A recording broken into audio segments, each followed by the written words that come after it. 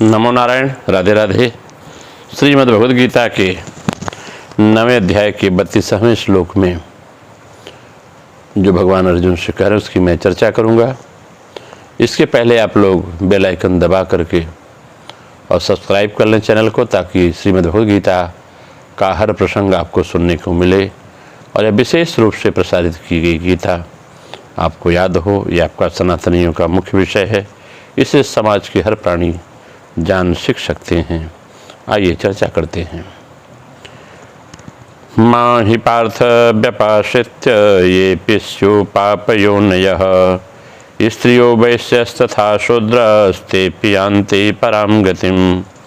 कहते हैं, हे प्रथानंदन, जो भी पाप योनि वाले हों तथा जो भी स्त्रियां वैश्य और शूद्र हों, वे भी सर्वथा मेरे शरण होकर निसंदेह परम गति को प्राप्त हो जाते हैं।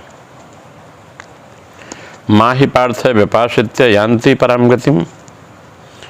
जिनको इस जन्म में आचरण खराब है, अर्थात जो इस जन्म का पापी है, उसको भगवान ने 30वें श्लोक में दुराचारी कहा है।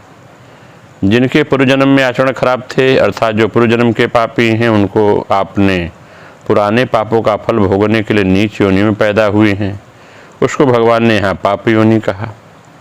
यहाँ पाप योनि शब्द ऐसा व्यापक है जिसमें असुर, राक्षस, पशु पक्षी सभी लिए जा सकते हैं। केवले न ही भावे न गोप्यो गावो नगा मृगा इन्ने मूढ़ाधिपो नागा सिद्ध मामी युरंजसा। शुद्ध भागवत का शब्द है कि गोपियाँ, गायें, वृक्ष, पशु, नाग, इस प्रकार और भी मूढ़ बुद्धि प्राणियों ने अनन्य भाव के द्वारा सिद्ध होकर अनायासी भगवान को प्राप्त कर लिया था।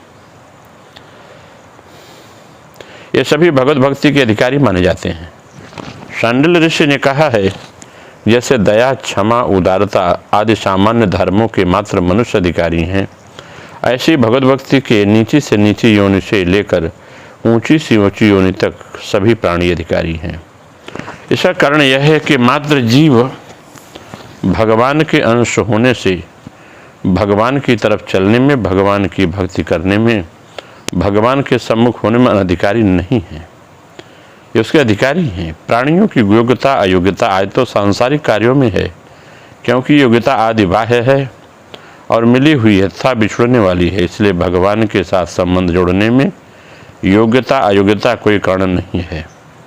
अर्थात जिसमें योग्यता है वह भगवान में लग सकता है, जिसमें अयोग्यता है वह भगवान में नहीं लग सकता। यह कोई कारण नहीं है। प्राणी स्वयं भगवान के हैं, अतः सभी भगवान के सम्मुख हो सकते हैं। इसका अर्थ यह हुआ, जो हृदय से भगवान को चाहते हैं वे सभी भगवत भक्ति के अधिकारी हैं। ऐसे पाप योनि वाले भी भगवान के शरण होकर परम गति को प्राप्त हो जाते हैं, परम पवित्र हो जाते हैं। लौकिक दृष्टि तो आचरण भ्रष्ट होने से अपवित्रता मानी जाती है, पर वास्तव में तो कुछ पवित्रता आती है, वह सब की सब भगवान से विमुख होने से आती है। जैसे अंगार अग्नि से विमुख होने से ही कोयला बन जाता है, फिर उस कोयलों को साबुन लगाकर कितने ही धो लें तो भी उसका कालापन नहीं मिटता। अगर उसको पुनः अग्नि में रख दिया जाए तो फिर वह कालापन नहीं रहता और वह चमक उठता है। ऐसे ही भगवान के अंश इस जीव में कालापन, अपवित्रता भगवान के विमुख होने से ही आती है। अगर वह भगवान के सम्मुख हो जाए तो इसकी वह अपवित्रता सर्वथा मिट जाती है और यह महान पवित्र हो जाता है। यह दुनिया में चमक उठता है। इसमें इतनी पवित्रता आ जाती है कि भगवान भी उसे अपना मुकुट मणि बना लेते हैं। जब स्वयं आर्त होकर प्रभु को वह पुकारता है तो उस पुकार में भगवान के द्रवित करने की जो शक्ति है, वह शक्ति शुद्ध आचरण में नहीं है। जैसे माँ का एक बेटा अच्छा काम करता है तो माँ उससे प्यार करती है, और एक बेटा कुछ भी काम नहीं करता बल्कि आर्त होकर माँ को पुकारता है, रोता है, तो फिर माँ यह विचार नहीं करती कि यह तो कुछ भी अच्छा काम नहीं करता, इसको गोद में कैसे लूँ। वह उसके रोने को सह नहीं सकती और चट उठाकर गोद में ले लेती है। ऐसे ही खराब से खराब आचरण करने वाला पापी से पापी व्यक्ति भी आर्त होकर जब भगवान को पुकारता है, रोता है, तो भगवान उसको अपनी गोद में ले लेते हैं, उससे प्यार करते हैं। उससे सिद्ध हुआ कि स्वयं भगवान की ओर लगने पर जब इस जन्म में उसके पाप भी बाधा नहीं दे सकते, तो फिर पुराने पाप क्या बाधा देंगे। कारण कि पुराने पाप कर्मों का फल जन्म और भोग रूप प्रकृति प्रतिकूल परिस्थिति है, अतः भगवान की ओर चलने में बाधा नहीं दे सकते। जैसे है ना, स्त्री है, आदि शब्द का प्रयोग है, इसका अर्थ है किसी भी वर्ण की, किसी भी आश्रम की, किसी भी देश की, किसी भी वेश की, कैसी स्त्री क्यों न हो, वे सभी मेरे शरण होकर परम पवित्र बन जाती हैं और परम गति को प्राप्त होती हैं। जैसे भगवान ने वर्णाश्रम धर्म की बात करते हुए कहा कि प्राचीन काल में देवहूति, शबरी, कुंती, द्रौपदी, ब्रज की गोपियाँ और अभी के ज़माने में मीरा, करमैती, कर्माबाई, फूलीबाई आदि स्त्रियाँ भगवान की भक्ता हुई हैं। ऐसे ही वैश्यों में समाधि, तुलाधार आदि और शूद्रों में विदुर, संजय, निषाद, राज, गुह कई भगवान के भक्त हुए हैं। आज के समय में संत रविदास इत्यादि भक्त हुए हैं। इसका अर्थ यह हुआ कि पाप योनि, स्त्री, वैश्य और शूद्र सभी भगवान का आश्रय लेकर परम गति को प्राप्त होते हैं, इसमें कोई संशय नहीं है।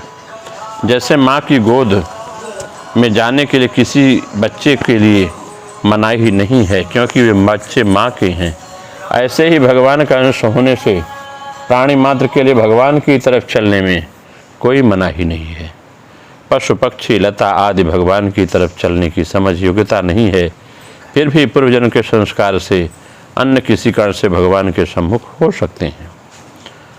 गजेंद्र, पशु पक्षियों में गजेंद्र, जटायु आदि भगवान भक्त हो चुके हैं। अगर इसकी हम क्रियायोग के माध्यम से व्याख्या करें तो यह बात और स्पष्ट होती है कि जो साधक आत्मस्थ होने का प्रयत्न करता है वह चाहे जिस योनि में उत्पन्न हुआ हो मुक्ति प्राप्त करता है। क्रिया साधना में सभी को अधिकार है। क्रिया करने पर ही क्रिया की परिस्थिति जो शांति पद है वह सबको प्राप्त हो सकती है। इसमें अंत्यज जाति, स्त्री, शूद्र, वैश्य भेद की कोई तारतम्य नहीं होता। जो कोई आत्मा का आश्रय लेकर गुरु के उपदेश के अनुसार साधना करता जाएगा वह निश्चय ही परम पद को प्राप्त होगा। अनुगीता में लिखा है कि स्वधर्म निरत ब्राह्मण और क्षत्रिय की बात तो दूर रहे, पाप निरत स्त्री, वैश्य, शूद्र भी इस आत्मदर्शन रूपी धर्म का आश्रय अनायास ही लेकर परम गति को प्राप्त करने में समर्थ होते हैं। 6 मास योग साधन करने से ही योग फल प्राप्त होता है, इसमें संदेह नहीं। चांचल्य ही मन का मल है, इस मल को दूर किए बिना मन शुद्ध नहीं होता।